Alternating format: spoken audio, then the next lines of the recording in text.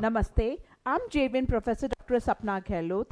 My discipline is Political Science and my subject is Department of Humanities and Social Science, and under the Faculty of Education Meteorology. I'm from Jyoti Vidyapith University, Jaipur. So आपने last sessions में आपने देखा था, आज मैं वापस आपको recap कर रही हूँ, रिपीट कर रही हूँ कि व्हाट इज द मीनिंग. क्या देखा था हमने? शुरू में हमने देखा था about the meaning of the constitution. Later on हमने देखा the types of the constitution. Types of constitution में हमने किस तरह के देखे थे? हमने देखे थे there is a written constitution. उसके बाद हमने देखा there is a unwritten constitution. After that we have seen there is a flexible and the rigid. So ये कौन से हमने देखे? Written, unwritten, flexible, rigid. उसका हमने मीनिंग देखा. हमने देखा कि इसका मतलब क्या है, इसके फीचर क्या है, उसके मेरिट्स क्या है और उसके डीमेरिट्स क्या है. आज जो हम फोकस करेंगे that is the unitary and the federal constitution.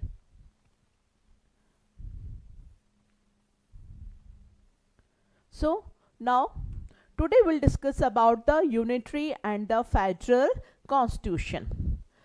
What is a unitary constitution? कोई आपसे पूछा जाता है कि यूनिटरी कॉन्स्टिट्यूशन क्या है, क्योंकि आपने देखा है कि कॉन्स्टिट्यूशन क्या होता है, रिटन भी होता है और अनरिटन भी होता है. सो जो unitary constitution provides for government power to be vested in a single central government. तो जो मेन फीचर है किसका, यूनिटरी गवर्नमेंट का, इसमें यह है कि जितने भी जो पावर्स हैं दे आर सेंट्रलाइज कर किया गया है, यानी सेंटर में सारी शक्तियां दे दी जाती है. So the example of the unitary government is the UK. किसका? यूके, क्योंकि there is a unitary constitution. This central body does not share its power but can delegate it to subordinate bodies such as local and the regional governments. So what you have seen कि जो unitary constitution है ये provide करता है government power को to be vested in a central government होता है. और ये जो central body होती है, यानी जो सारी शक्तियाँ center में दी गई है आपके यहाँ, जो centralized है वो उस सेंटर के पास ही होती है, उसको डिसेंट्रलाइज नहीं किया जाता. हाँ, कुछ जगह हम ये कर सकते हैं कि कुछ पावर्स को हम क्या कर देते हैं, उसको डेलीगेट कर दिया जाता है, और कई जगह हम local and the regional governments को कुछ शक्तियां दे दी जाती है. So this is the unitary constitution. On the other hand, a federal government one provides for an association of states in which power is shared. इसके अगेंस्ट में जब हम देखते हैं कि what is a federal government, तो हम ये देखेंगे कि फेडरल गवर्नमेंट वो है जो प्रोवाइड करता है between the division of the powers, यानी central government and the state power, यानी यूनिट पावर. तो फॉर एग्जांपल आपके सामने किसका आ रहा है? यूएसए का. किसका आ रहा है? यूएसए का. और UK it is example of unitary constitution. Next, unlike the unitary system, the country powers is shared among local, state and the federal bodies. Each body has exercised its assigned functions and the powers. So आपने क्या देखा कि unlike the unitary system, this country power क्या करता है? shared करता है among the local, state and the federal bodies, and each body exercises its assigned functions and the powers. So when you say about the constitution, you can say there is a unitary and the federal. Unitary वो है जो सारी शक्तियाँ centre में power दी जाती है, और federal where there is a decentralisation, यानी सेंटर और स्टेट. एग्जाम्पल इंडिया का भी दे सकते हैं, यूएसए का भी दे सकते हैं. Next, What are the advantages of the unitary constitution? Next हमसे पूछा जाता है कि what are the advantages of this unitary constitution? आपने देखा कि what is a constitution, फिर आपने देखा जो मैंने डिस्कस किया था नेक्स्ट क्लासेस में, you have seen there is a written constitution, unwritten constitution, written है, flexible है, सबके merits and demerits होते हैं. तो similarly when come to the unitary constitution, इसके भी कुछ pros and cons होते हैं, यानी there are some advantages and the disadvantages of this. So come to the unitary system, the people only owe their allegiance to one central body of the power. यानी इसकी first जो quality वो ये है कि जितनी भी सारी शक्तियां हैं वो सेंटर में ही दी जाती है. This can result in improve national unity, यानी जब पूरी सारी शक्तियां पावर्स एक सेंटर में ही होता है तो ऑब्वियस पूरी कंट्री में एक तरीके यूनिटी बनी रहती है. The system is excellent for countries that occupy significantly small areas. यानी this system किसके लिए होता है? It is for the those countries which are small and it will help you. यानी पूरे कंट्री को अगर इट वॉज आपका कंट्री बहुत बड़ा है तो कहीं ना कहीं परेशानी हो सकती है यूनिटरी की. क्यों? क्योंकि सबको एक साथ बांटोगे तो चीज़ें नहीं हो पाती. जबकि जो स्मॉल कंट्रीज होती है वहाँ पे यूनिटरी सिस्टम बहुत सक्सेसफुल रहता है. Next, the system is considerably cheaper to run since there are not many bodies that require funding from the central government. यानी the system is considerable किसके लिए है? Cheaper to run since there are not many bodies that require funding from the central government. It allows for extremely quick decision making. इसकी जो main quality है, जो main advantage है of this constitution क्या? कि it allows for extremely quick and the decision making. यानी जो भी डिसीजन होता है, कुछ इमरजेंसी हो कुछ हो, यूनिटरी में तुरंत ही होता है कि सेंट्रल गवर्नमेंट ही होती है, सारे पावर सेंटर में होते हैं, तो वो डिसीजन ले लिए जाते हैं और वो नेशनल पावर के लिए वो नेशनल गवर्नमेंट के लिए भी सही होता है.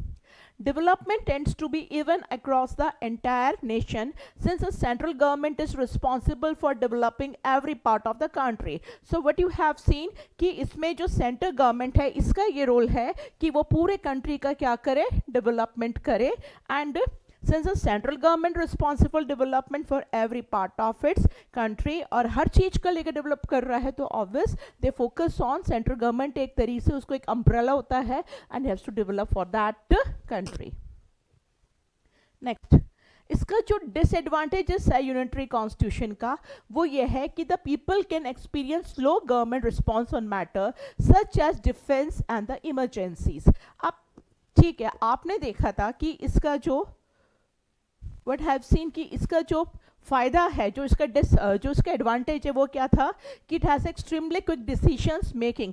लेकिन इसका कुछ डीमेरिट्स भी है, और डीमेरिट्स में ये है कि चूंकि सिर्फ एक गवर्नमेंट है, सेंट्रल गवर्नमेंट है, वही सारे डिसीजन कर रहा है, वहाँ पे डिसेंट्रलाइजेशन नहीं है, सेंट्रलाइज हो रहा है, तो कई बार जब डिसीजन लेने होते हैं या जो प्रोसेस चल रहा होता है वो काफ़ी स्लो हो जाता है और कई बार ये कंट्री के लिए नुकसान रहता है.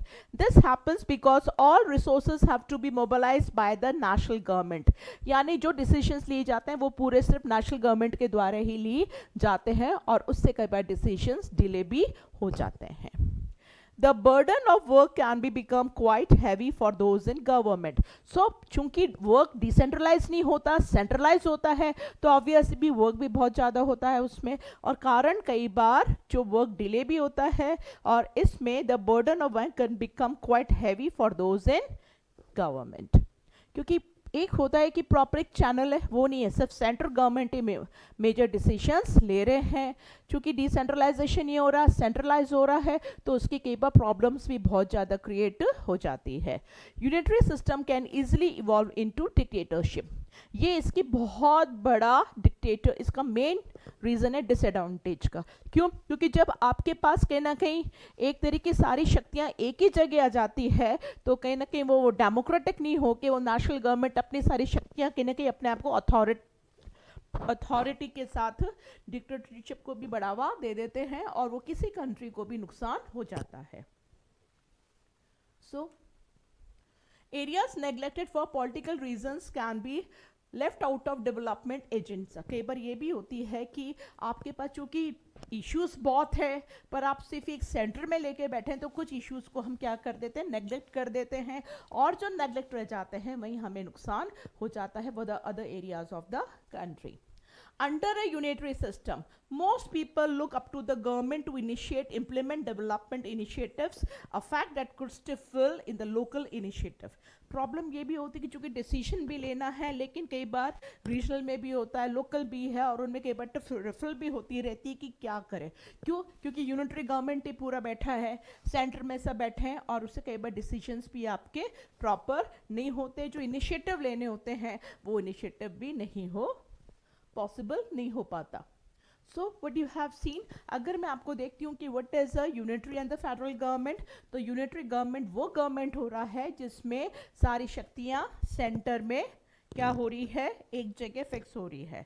और what is a federal, federal वो हो रही है जिसमें पावर क्या हो रहा है, डिसेंट्रलाइज हो रहा है। तो मेन चीज है कि अगर सेंट्रलाइज का कुछ फायदा हो रहा है यूनिटरी का, तो उसका नुकसान भी हो रहा है। कई बार चूंकि एक नेशनल यूनिटी बनी रहती है, ज़्यादा डिविजन्स नहीं होता है, अल्टीमेट डिसीजंस होते हैं, फ्रिक्वेंट होते हैं, बट इसका एक नुकसान ये भी है कि जब यूनिटरी ही हमेशा डिसीजन लेते रहते हैं, सेंट्रल गवर्नमेंट डिसीजन लेते हैं, तो कई बार इससे अथॉरिटेरियन और डिक्टेटरशिप को भी बढ़ावा देते हैं। कई बार इस कारण से डिले, जो डिसीजंस होते हैं जो फ्रिक्वेंट होते हैं वो नहीं हो पाते हैं, और एज अ रिजल्ट कहीं ना कहीं प्रोग्रेस जो है कंट्री की कहीं ना कहीं रुकती है। So thank you for the session. नमस्ते।